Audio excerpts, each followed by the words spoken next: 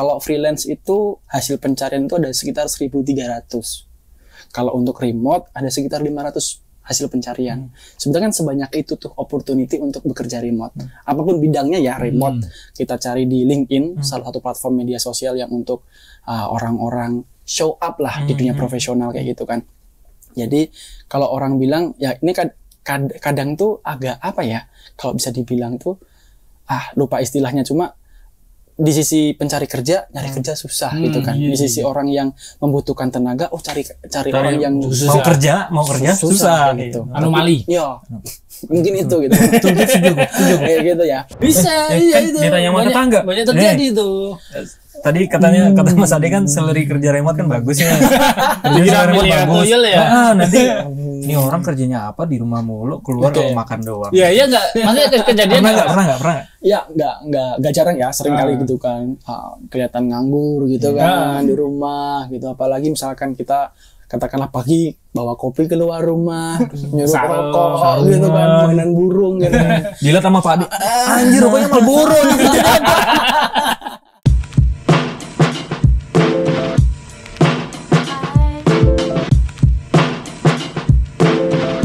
Oke, balik lagi nih Ngobras. Hari ini malam sih, udah malam ya ini ya. Malam. Kita punya bersama studio baru. Iya dong. Ini studio kita lihat tuh, kita berimbit-imbitan. Asik nih studionya. Studio baru kita kecil. Kita nyewa sih ya Mas ini ya. Iya. Nyewa. Studio mini kita. Ini studio mini kita. Tuh lampunya baru juga, tuh kuning. Sekarang kita masih di Jakarta. Kita lagi roadshow. Ya elah Ngobras roadshow. Sekarang kita sama siapa yuk? Sama Mas Ade. Beliau ini sudah pernah in frame di episode awal ya Mas ya. Awal banget itu Mas. Emang sudah 1 tahun ya? Lebih. Setahunan mungkin ya. Iya, setahunan. Itu untuk awal-awal tuh lumayan ramai loh Mas yang nonton hitungannya. Oh iya. Kontennya Mas Ade. Banyak yang SEO-nya kena. SEO-nya kena. Soalnya ininya apa thumbnail-nya kan kita apa sih? Kita lupa. Kita lupa. Nanti lihat aja nih, ada di sini nih. Oke, kita sama Mas Ade. Jadi hari ini sebenarnya aku sih yang penasaran gitu. Mungkin teman-teman juga ada yang seumuran aku mungkin juga lagi pengen kerja di rumah aja deh gitu. Kerja WFA sih. WFA ya bahasanya. WFA ya Mas ya? Iya. WFA apa Mas? Anywhere. Anywhere ya? Anywhere. Home-nya WFA ya. WFA kan pas COVID. Iya, COVID selesai kan jadi WFA. WFA, anywhere. Biasanya di kafe gitu. Banyak orang yang pengen kerja di mana aja gitu, nggak cuma di kantor. Nah, aku pengen nanya sih tips-tipsnya apa aja gitu sama Mas Ade nanti. Dan Mas Ade ini ada praktisi WFA.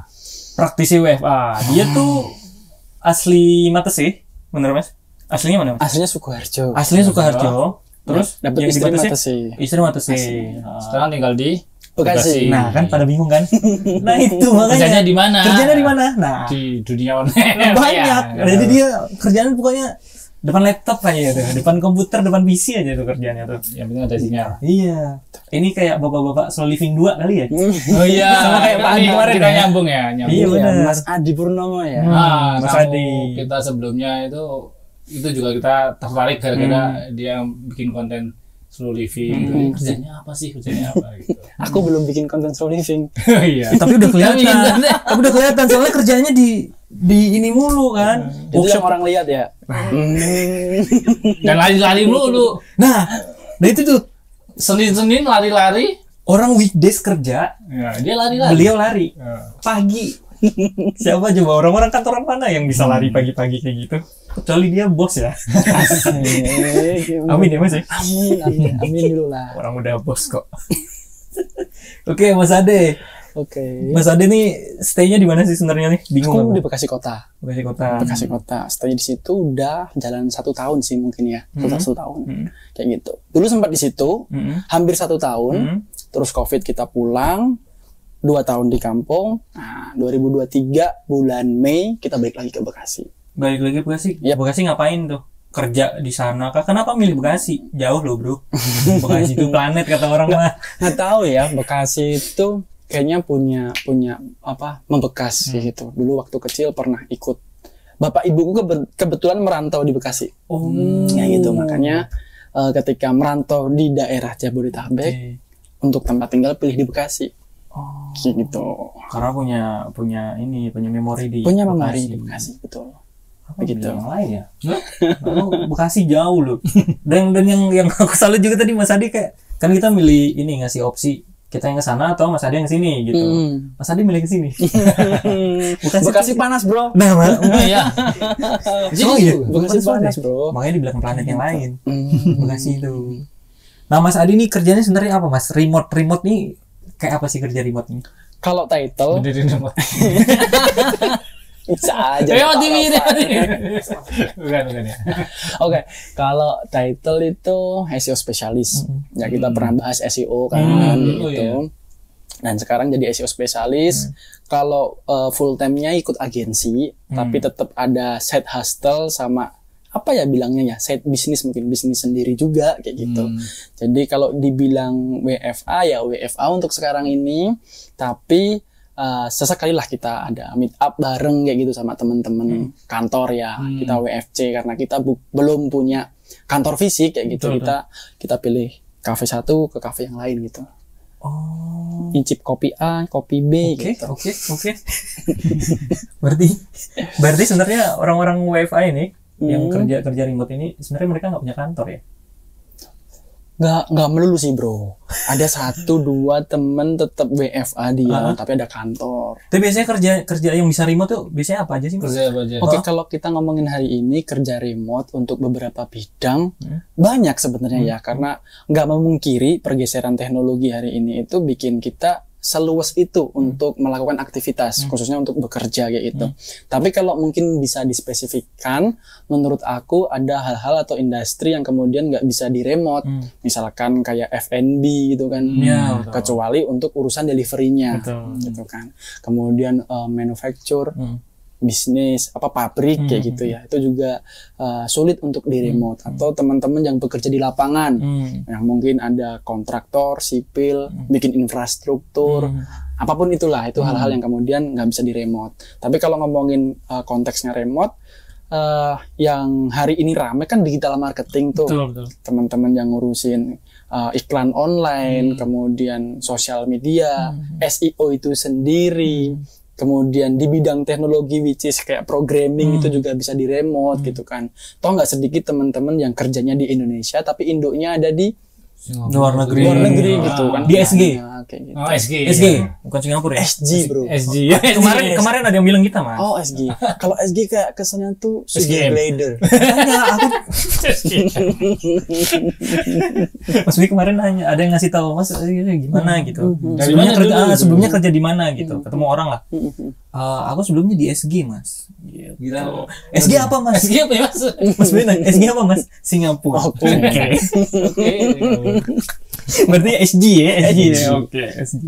Nah, yang paling yang paling banyak negara yang paling banyak sebenarnya yang ngadain kerja remote tuh ada nggak sih, Mas?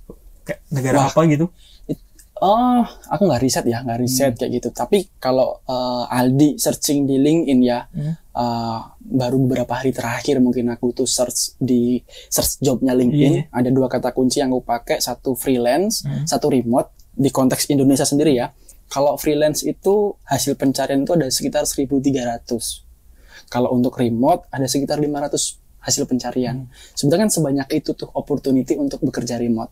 Apapun bidangnya ya remote. Kita cari di LinkedIn, salah satu platform media sosial yang untuk orang-orang show up lah di dunia profesional kayak gitu kan. Jadi kalau orang bilang ya ini kadang tuh agak apa ya, kalau bisa dibilang tuh lupa istilahnya, cuma di sisi pencari kerja nyari kerja susah gitu kan. Di sisi orang yang membutuhkan tenaga, cari orang yang mau kerja susah gitu. Anomali. Ya, mungkin itu gitu. Kayak gitu ya. Jadi sebenarnya kalau kita search di LinkedIn aja untuk kata kunci remote 500-an loh di Indonesia kayak gitu kan. Kalau aku bisa ambil sedikit dari data tersebut, mostly mereka yang kerja untuk agensi ya, content writer, data analis, social media spesialis itu yang kemudian banyak dicari untuk pekerjaan-pekerjaan remote ini seperti ya. Sebenarnya kayak gitu. Berarti kalau pengen nyari freelance atau remote itu nyarinya di itu ya, LinkedIn gitu ya. Salah satunya LinkedIn yang kemudian nggak cuma remote sih Mas, kalau LinkedIn ya. Apa aja ya? Apa Yang aja salah ada. satu gitu ya. Salah satunya di teman-teman LinkedIn yang mau kayak nyari gitu. dan yang bidang-bidang yang dicari yang kayak gitu ya. Iya, Berarti. maksudnya kebanyakan begitu, kayak gitu. Makanya nggak menutup kemungkinan hari ini banyak orang yang switch career ke digital marketing, kayak gitu. Kalau boleh spill sedikit, nih ada teman ade yang dulu tuh kerjanya di hospitality, di perhotelan, gitu kan. Terus jadi digital marketing sekarang. Itu kan jauh sebenarnya ya, kayak gitu. Itu satu case yang cukup menarik sebenarnya. Orang kerjanya dulunya apa, sekarang jadi apa, karena pergeseran teknologi tadi. Gitu. Udah pengen slow living nyantai-nyantai gitu ya. Kelihatannya, nggak tahu ya. Iya. Kalau Mas Adi mulai kerja remote itu sejak kapan atau Emang udah niat. pernah kantoran itu? Oke. sebelumnya? Kalau ngomongin diniatkan atau enggak, sebenarnya enggak diniatkan ya Mas Bayu, Aldi. Dulu itu kita ngomongin, coba tarik lebih jauh ke COVID ya. COVID itu kan bikin orang banyak yang beradaptasi kan. Jadi titik balik banyak orang menuju ke kondisi yang baru. Ada yang lebih baik atau nyuwun sewu di kondisi yang ngedown kayak gitu. Waktu itu sebelumnya kerja di lembaga pemerintah. Oh pernah. Tapi bukan, iya pernah kantoran, tapi bukan PNS. Masih honorer Mas Bayu Aldi gitu kan. Sebagai title-nya tuh pegawai pemerintah dengan perjanjian kerja. PP Alias honorer.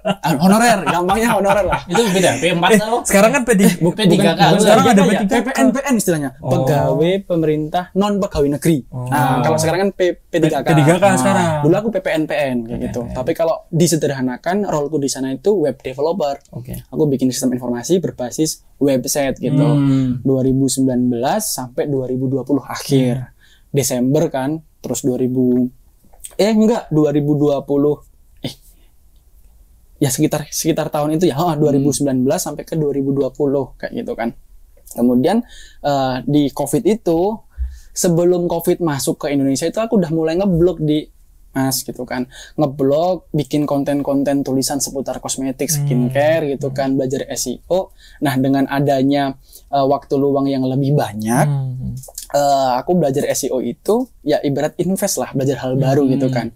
Terus sampai pada akhirnya ada tawaran nih gitu kan untuk kerja di salah satu agak gaya-gayaan dikit nih, multinational company.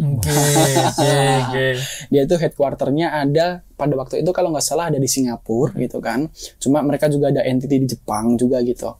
Kerja di situ as a profesional sebagai SEO spesialis. remote tapi itu ya. Nah, nggak diniatkan untuk remote, delalah dapatnya remote kayak gitu. Sampai di tahun 2023 Mei aku resign, kemudian sekarang kerja di agensi khusus SEO agensinya. Kalau boleh spill teman-teman, Daily SEO namanya, Daily SEO ID. Yang update terus ya. Oke, SEO gitu kan. Itu juga remote gitu, full SEO gitu Mas Bayu Aldi. Nggak pernah diniatkan awalnya. Kayak gitu. Nah kalau dibandingin Mas, kerja kantoran sama kerja remote, apa plus minusnya? Oke. Ada plus minus apa plus semua? Kan Mas Adi udah mengalami dua itu, kerja di kantoran walaupun honorer. Nggak apa-apa. Tapi nggak usah plus minusnya bukan masalah gaji ya, tapi masalah betul. ininya. Apapun teknis segala macam. Kehidupannya gitu ya. Kalau ngomongin enak yang sekarang tentunya. Enak remote kayak ya? gitu kan. Enak remote kayak gitu. Dari si salary juga enakan yang sekarang. Gitu kan.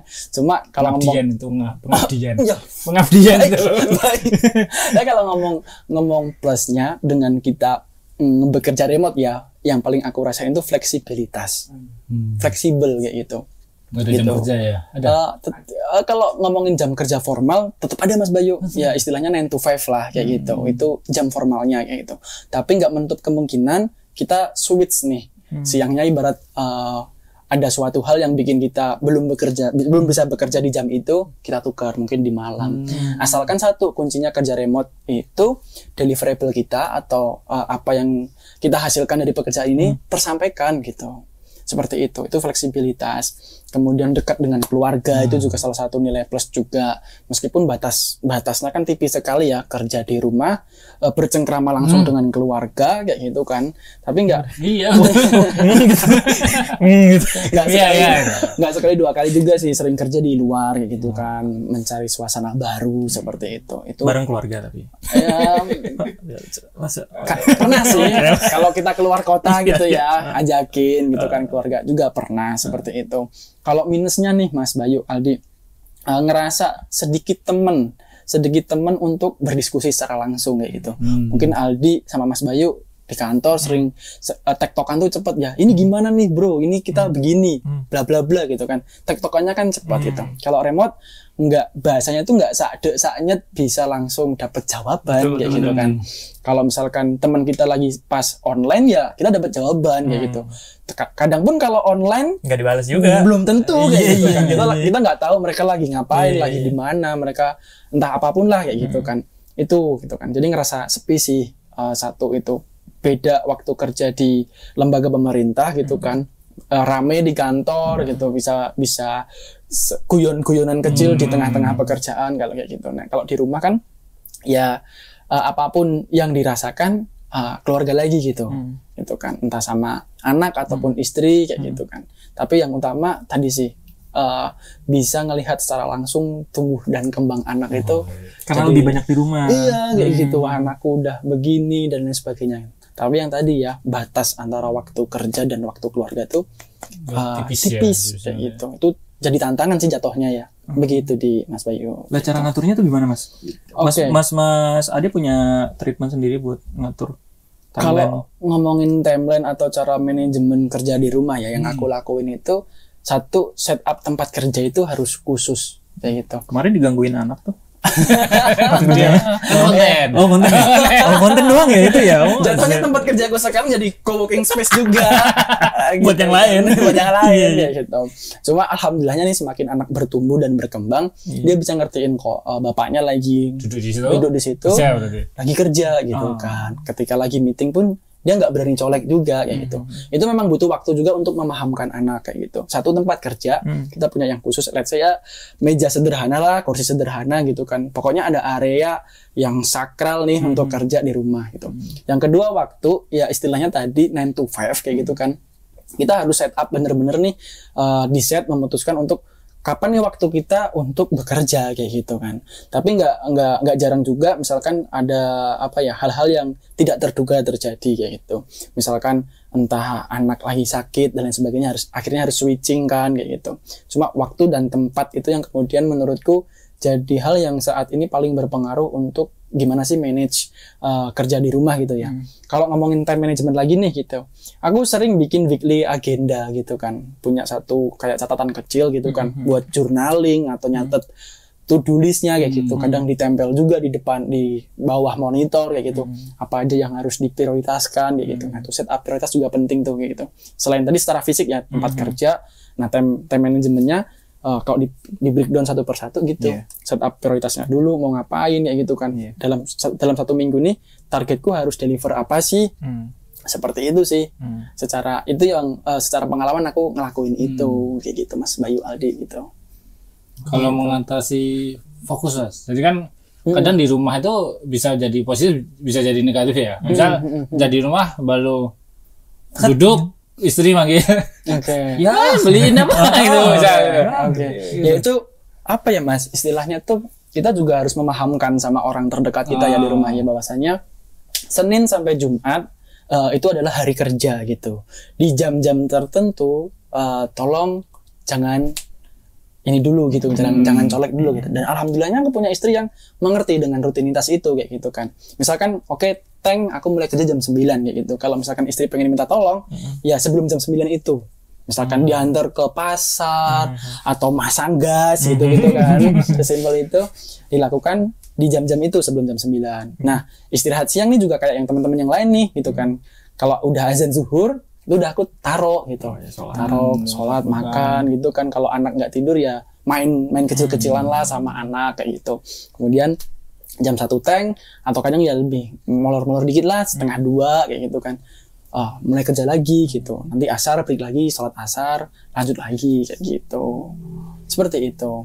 Jadi apa ya Mas Bayu ya, kalau misalkan nggak fokusnya tadi gimana ya itu Mas, kita harus memahamkan orang-orang terdekat kita untuk jangan dalam tanda kutip ganggu dulu lah kayak gitu. Kita harus ya mau nggak mau sih, karena apa ya, tanggung jawab kita, karena yang bekerja kita punya tanggung jawab kepada orang lain juga gitu kan, di situ tempat kita bekerja gitu kan, dan ya itu harus dipahamkan juga sekitar gitu. Toh meskipun kita bekerja pun, aku merasa punya pandangan pribadi, orang terdekat di rumah itu masih merasakan hawa keberadaanku gitu kan. Kamu ada di rumah kayak gitu kan, ibarat kamu dipanggil Dek atau Pak atau apapun itu masih ya gitu kan, masih bisa kayak gitu. Itu jadi satu mungkin nilai plus juga untuk orang-orang terdekatku ya kayak gitu. Orang rumah jadi ngerasa aman. Betul gitu, nggak yang meninggalkan rumah untuk kerja di luar kayak gitu. Alhamdulillahnya begitu sih, orang terdekat paham gitu. Gitu. Itu kalau orang terdekat. Kalau mau memahamkan tetangga, bisa. Kan ditanya sama tetangga. Banyak terjadi itu. Tadi kata Mas Ade kan salary kerja remote kan bagus ya. Kira milih toyol ya. Nanti ini orang kerjanya apa di rumah mulu, keluar kalau makan doang. Iya enggak. Maksudnya kejadian pernah enggak? Ya enggak jarang ya, sering kali gitu kan. Kelihatan nganggur gitu kan di rumah gitu, apalagi misalkan kita katakanlah pagi bawa kopi keluar rumah, nyuruh rokok gitu kan, mainan burung gitu. Dilihat sama Pak Ade, anjir rokoknya Marlboro gitu. Jadi kalau untuk tetangga-tetangga terdekat yang sering interaksi gitu kan, sering interaksi, ya mereka pasti kepo dong kerjanya di mana dan sebagainya kayak gitu.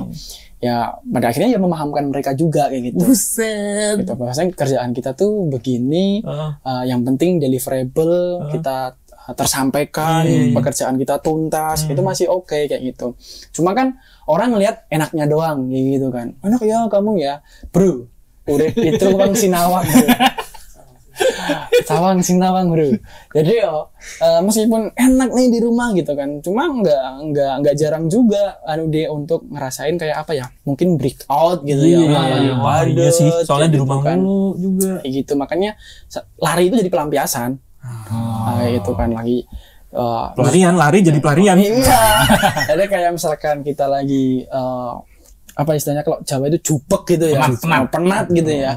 Ya udah, ibarat pikiran lagi tersiksa, kita siksa fisik kita gitu. Tapi enaknya lari, kelar lari itu fresh gitu kan. Kita dapat apa istilahnya, dopamin atau endorfin ya, hormon kebahagiaan itu. Gitu. Apalagi keringetnya kalau basah. Iya kayak gitu. Jadi kalau ngomongin tetangga pasti mereka seringnya ngeliat yang enak-enaknya doang kayak gitu.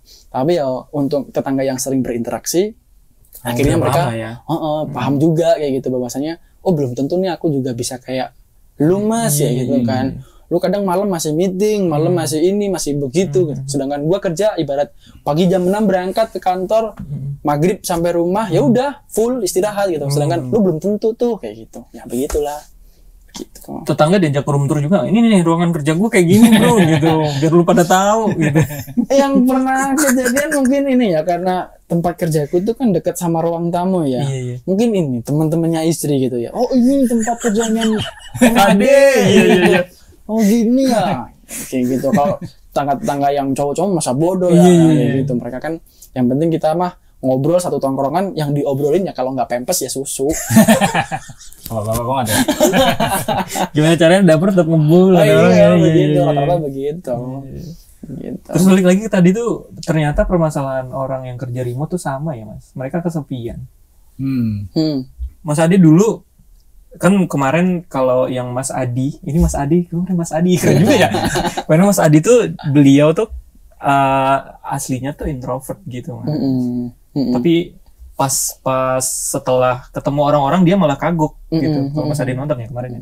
Dia kayak kaku gitu ngobrol sama orang gimana dia kagok gitu. Mas Adi juga ngerasa gitu kan.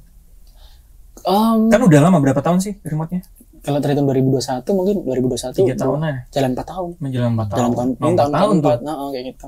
Kalau aku tuh kalau dibilang introvert kayaknya enggak ya dia.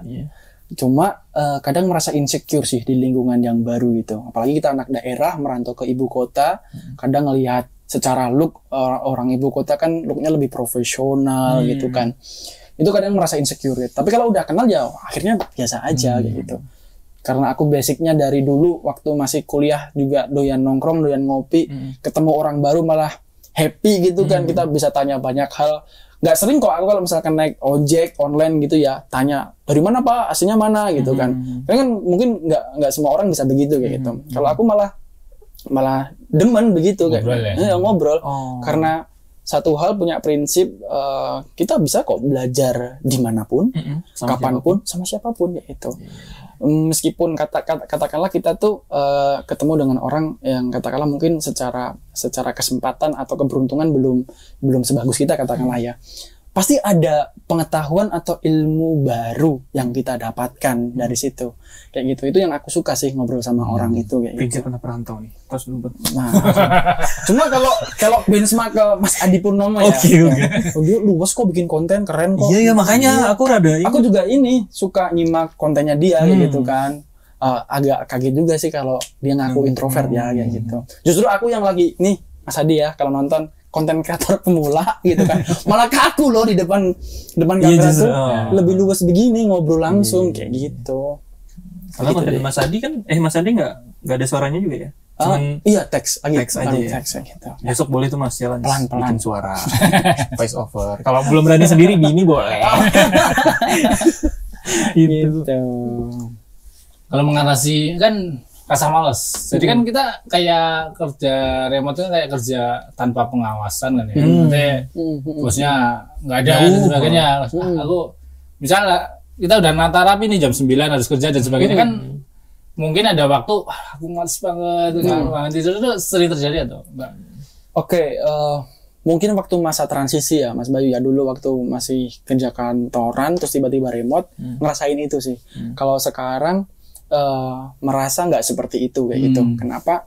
Ini ada satu buku menarik kalau misalkan teman-teman mau baca ya, namanya Psikologi Raos. Itu yang rasa. Psikologi rasa. Itu yang nulis Ki Ageng Surya Mentara. Kalau secara profil si Ki Ageng ini siapa nggak terlalu mendalami, cuma dia dijuluki sebagai Bapak Stoik Jawa gitu kan. Nah, dalam buku itu yang aku dapat mungkin ya, kalau nggak salah nih, ada 3 hal nilai yang kemudian aku dapat. Handar Beni, Hang Rungkebi, Mulat Sariro, Hang Rosowani kayak gitu kan. Wih, Bang. Ya, mau ya. Oh, itu nggak tahu ya. Jadi Handar Beni itu kalau nggak salah apa ya? Kalau bahasa anehnya apa bahasa kerennya itu sense of belonging, rasa memiliki kayak gitu kan. Kemudian Hang Rungkebi itu rasa ingin merawat. Yang ketiga itu Hang Rosowani tadi berani gitu dalam konteks pekerjaan ini. Kalau aku ya berani untuk berintrospeksi, aku udah sampai di mana, kemudian berani mengambil katakanlah kesempatan meskipun ada konsekuensi di baliknya gitu kan, setiap pilihan kayak gitu. Jadi satu, kalau kita kontekstualisasikan ke dunia pekerjaan, sense of belonging ini adalah ya dimanapun kita bekerja, kita perlu tuh membangun rasa kepemilikan nih dengan kantor kita yang saat ini kayak gitu kan. Itu yang kemudian memunculkan setelah kita merasa memiliki, Hang Rungkebi tadi rasa ingin merawat, akhirnya kan kalau bisa kita tarik benang merahnya itu kan rasa untuk bertanggung jawab dengan apa yang kemudian udah kita miliki, kita rawat lah seperti itu. Jadi kalau mengatasi rasa malas itu kayak tertemplate akhirnya Mas ke diriku ya. Pokoknya jam 9 teng ready online kayak gitu. Bahkan kadang tuh sebelum jam 9 aku udah stay kayak gitu katakanlah. Mungkin ada hal-hal yang mendesak untuk di-deliver gitu kan, dadaan ya harus ready kayak gitu. Jadi itu yang kemudian aku coba bangun dan biasakan ya. Karena meskipun tempatku bekerja saat ini itu masih relatif kecil kayak gitu kan, justru kalau aku pribadi sebagai karyawan di situ, exposureku kan kalau ngomongin dunia profesional kan lebih terlihat ya daripada kita bekerja di kantor yang lebih besar kayak gitu kan. Kita harus menembus berapa lapis nih untuk dilihat dari manajemen kayak gitu. Sedangkan kita yang ibaratnya startup nih gitu kan, apa yang aku lakukan ya langsung terlihat, langsung visible sama bosku kayak gitu kan. Itu juga jadi satu keuntungan dan tantangan juga buat aku. Jadi ya sebisa mungkin dan sebaik mungkin aku harus mendeliver itu kayak gitu. Nggak sekali dua kali juga aku kurang gimana. Makanya kayak tadi ya ingin berintrospeksi ya, aku kurang gimana nih Mas gitu kan. Kira-kira apa yang bisa aku improve kayak gitu kan. Dan alhamdulillahnya bosku yang sekarang baik gitu, nggak sekali dua kali ngasih masukan, ngasih rekomendasi, ini mungkin kamu bisa baca buku ini, mungkin kamu bisa baca nonton podcast ini nih kayak gitu. Itu yang kemudian jadi keuntunganku hari ini ya di situ. Jadi kalau ngomongin malas atau kayak gimana, kayak udah kebentuk sih kebiasaan itu jam 9 peng langsung online kayak gitu. Gitu. Berarti kayak kerja remote tuh nggak cocok buat orang yang ini ya, maksudnya yang nunda-nunda malas itu mungkin malah akan jadi bumerang kalau misalnya. Betul. Ya nggak memungkiri sih Mas Bayu bahwasanya aku pernah di titik procrastination apa? Pokoknya istilahnya itulah. Tadi Jawa sekarang suka menunda-nunda nanti dulu. Pernah di titik itu Mas. Jadi kadang saking banyaknya hal di kepala atau hal yang mau dikerjakan itu malah bingung kayak gitu. Makanya tadi kayak satu journaling, kita mau bikin weekly agenda itu jadi controller kita nih, nge-review nih, buka set kita mau apa ya kayak gitu.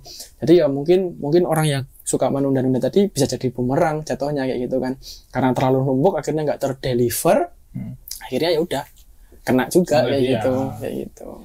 Berarti kan kerja remote itu ya mirip-mirip kayak pengusaha juga ya sebenarnya. Maksudnya ketika dia kan nggak ada yang ngawasi, ketika dia ngerjain kerjaan-kerjaannya ya sukses. Betul. Tapi karena nggak ada yang ngawasi, tapi dia nggak ngerjain ya akhirnya nggak jalan juga betul, gitu ya. Betul mirip seperti itu. Jadi jatuhnya kayak apa ya, kalau ngelakuin sesuatu kan, kalau pengusaha katakanlah kita set target ya, ya kita mau bangun ini, setelah bangun ini punya ini ya gitu kan, ya mirip sih kalau iya kan, maksudnya kayak gitu. Berarti kan akhirnya ke diri sendiri lagi ya. Betul. Jadi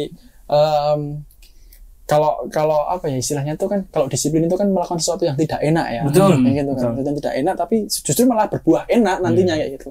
Ya kayak gitu sih, kita harus nge-push diri kita juga kayak gitu. Jadi ya mungkin sense of belonging, sense of responsibility, bertanggung jawab dan lain sebagainya itu yang kemudian jadi hal yang harus kita sadari lah kayak gitu untuk praktisi pekerja remote kayak gitu.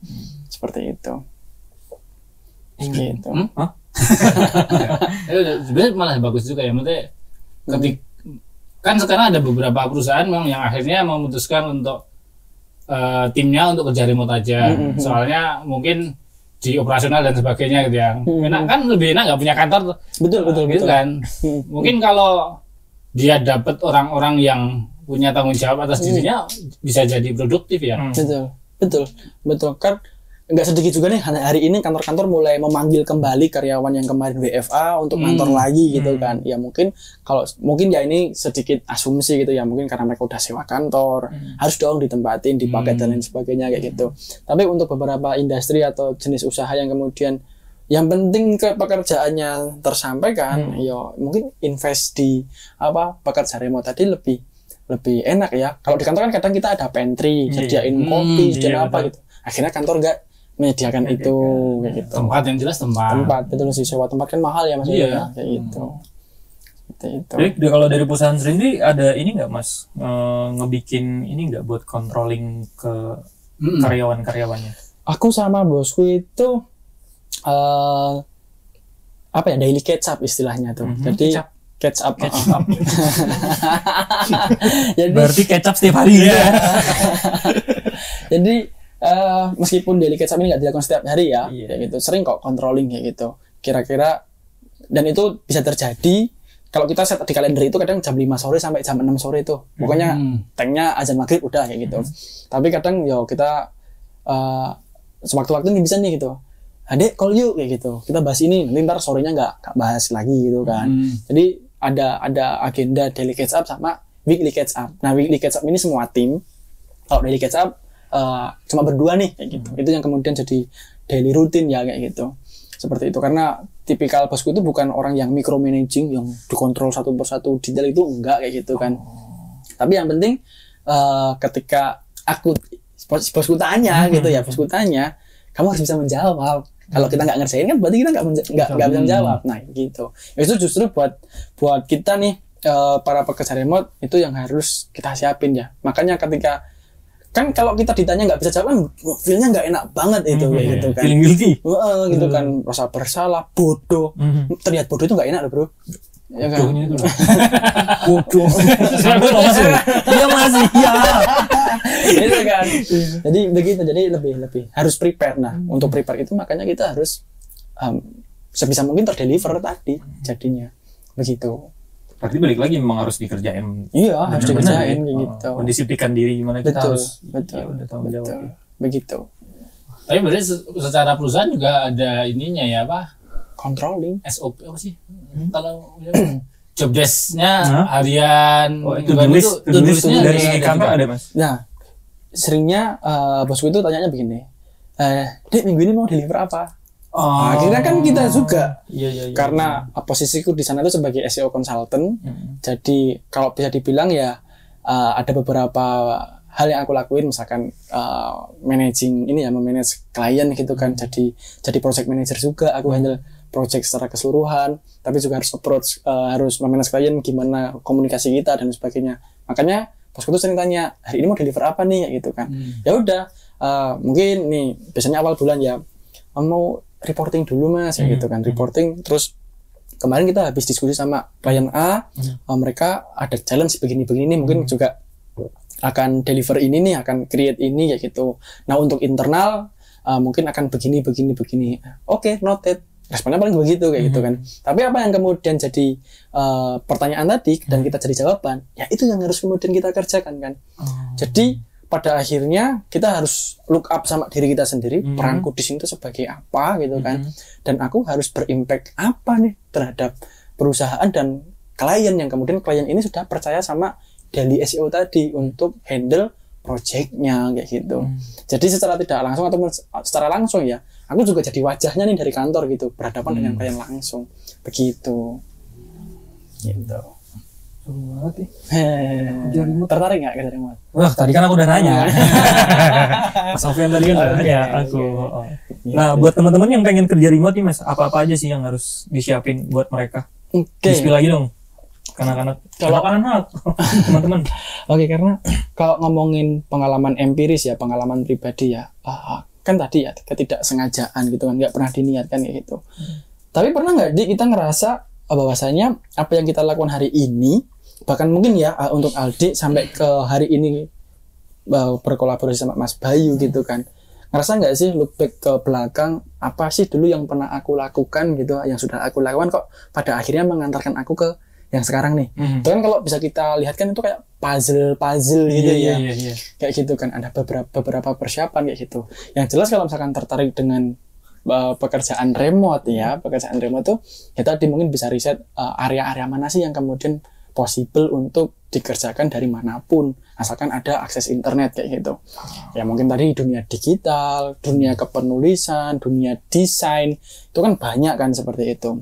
Terus setelah tahu areanya, nah ini yang penting nih, dua hal, bahwasanya kita harus punya satu portofolio, yang kedua itu networking. Dua hal ini yang menurutku paling berpengaruh untuk perjalananku sampai hari ini kayak gitu kan. Kenapa dua ini ya? Pertama, kalau kita cuma punya networking doang, nggak punya portofolio kan ibarat fondasi yang udah kita bangun nih gitu. Misalkan aku kenal tokoh A ini tokoh yang berpengaruh, dia punya ucapannya ini punya power gitu kan. Misalkan tokoh A ini punya teman, butuh orang untuk mengerjakan sesuatu, kemudian tokoh A berhubung masuk dalam radar networking aku nih, dia mereferensikan aku ke tokoh atau temannya tadi gitu. Tapi kalau aku belum punya portofolio gitu kan temannya tadi bisa meragukan aku gitu, orang ini belum mengerjakan sesuatu yang sesuai yang aku butuhkan kok kayak gitu. Beda cerita kalau misalkan kita persiapannya adalah bangun portofolio tadi kayak gitu, punya portofolio dan aktif untuk cari teman baru. Nah ini juga jadi prinsip buat aku ya, tadi ya berteman dengan siapapun akhirnya dapat belajar kapanpun dimanapun dengan siapapun kayak gitu. Nah nambah teman, nambah sedulur, nambah rezeki bro, kayak gitu kan. Dengan tiga hal ini juga itu berdampak langsung kok gitu. Bahkan yang pekerjaan di multinational company tadi dari seorang teman sekaligus kakak sekaligus mentor yang aku anggap kayak gitu kan. Dulu itu dia buka kelas gratis untuk belajar SEO, aku join, aku mencoba untuk proaktif di situ, dan ketika kesempatan datang, aku udah punya beberapa project yang aku portfolio kan, ngerjain project sama mentorku tadi, akhirnya kesempatan itu datang, aku dengan bekalku siap menyambut kesempatan itu, kayak gitu. Jadi portfolio dan networking itu penting ya gitu. Nah networking kan sekarang kalau aku bisa bilang ya, event itu banyak, webinar itu banyak, kelas online itu banyak gitu kan. Nah untuk teman-teman yang pengen ngerintis karir sih mungkin utama yang di usia 20-an ya, nggak ada kata terlambat untuk belajar, yang jelas itu kayak gitu kan. Manfaatkan berbagai hal kayak gitu. Invest leher ke atas kan jadi satu pilihan yang untuk usia-usia kita nih jadi pilihan yang mungkin cukup bijak sih kayak gitu kan. Seperti itu, punya tabungan yo sisihkan dikit untuk mungkin ikut kelas online atau apa kayak gitu. Sampai hari ini pun juga aku masih ikut kelas online kayak gitu kan. Kemudian ada seminar dimanapun, kalau itu ada benefit yang artinya itu mendekatkanku pada targetku atau tujuanku, ya aku harus proaktif di sana kayak gitu. Karena dapat teman baru tadi ya, secara tidak langsung kan ketika teman baru tadi kenal kita udah punya portofolio tadi, si teman baru ini ada kesempatan entah dari manapun ya, nawarin ke kita, lu mau nggak ngerjain ini gitu. Akhirnya siap gitu kan. Kita sambut kesempatan itu, dapat. Itu jadi satu tips yang mungkin kayak gitu. Berdasarkan pengalaman empirik ya, pengalaman pribadi, begitu Adik. Ini sih Mas, apa buat case-case yang udah menurutku ya, dari yang aku lihat tuh orang-orang tuh sebenarnya ya benar tadi networking sama portfolio kan. Mereka punya skill segala macam, tapi mereka nggak punya nggak punya akses untuk menuju ke situ gitu loh Mas. Kayak misal orang ini bisa ngedit gitu misalnya, tapi dia nggak tahu gimana cari link untuk orang yang bisa nge-hire dia untuk ngedit gitu. Buat berkembang itu mereka kurang tahu gitu aksesnya gitu. Mungkin bisa dapetin dari networking itu. Networking gitu itu tadi, betul. Karena kita udah punya apa yang jadi milik kita tadi ya, mungkin skills dan lain sebagainya. Ya satu hal yang masuk akal buat dilakukan, bernetworking, berjejaring kayak gitu. Aku nggak bakal kenal Mas Bayu kalau aku nggak networking di satu event. Dulu awalnya di mana ya? Kita di Bodram Mas Bayu. Bodram. Oh iya. Jadi ada namanya event Indonesia Digital Meetup. Nah di luar Indonesia Digital Meetup ini ada namanya Bodram. Kita ketemu Mas Bayu di situ, kayak gitu kan. Ya sampai hari ini kita berteman. Itu. Jadi ya jangan memblocking diri untuk berteman dengan siapapun. Sama tadi kalau nggak ada networking, LinkedIn itu tadi ya? Oh, LinkedIn. Ya. LinkedIn itu jadi apa ya? Ya sosial media untuk show up. Iya, misalnya kalau kita mau selain networking, berusahanya nyari di situ juga ada yang betul kayak gitu. Oh iya, boleh di-spill juga dong Mas. Ini link-link boleh nggak sih?